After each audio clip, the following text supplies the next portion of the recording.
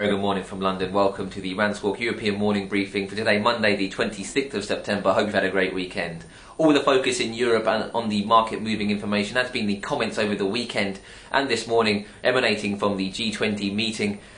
The Asian session did react negatively to the uncertain commentary, Nikkei finishing down 2% overnight, euro-dollar trading below the 134 handle, and at one point WTI crude futures this morning trading down $2.50. So we were expecting a quite nightmare session at the European Open. Just to recap some of those comments, G20 sources saying that a Greek default is pretty much inevitable at some point between the end of October and early November, with European members now moving towards re-leveraging the EFSF up to 2 to 3 trillion euros to help support the larger economies in the Eurozone when Greece defaults.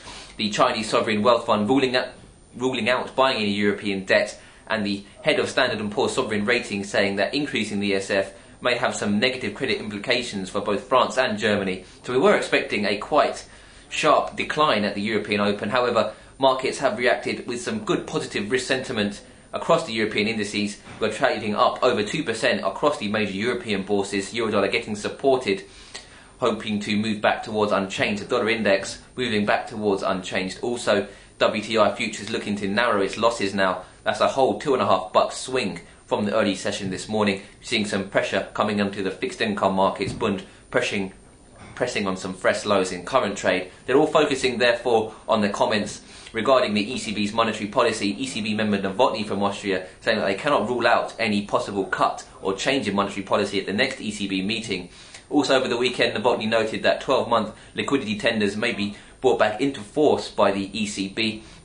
And also, Bank of America this morning, in their opinion, said that a 50 basis points cut by the ECB is likely at the next meeting, following comments just on the back end of Friday from RBS and Citi, both saying that they expect a cut now from the ECB at their next meeting. So that looks to be what the market is reacting to. So some positive risk sentiment across the board. We'll have to wait and see whether the American session throws up any surprises on the back of this.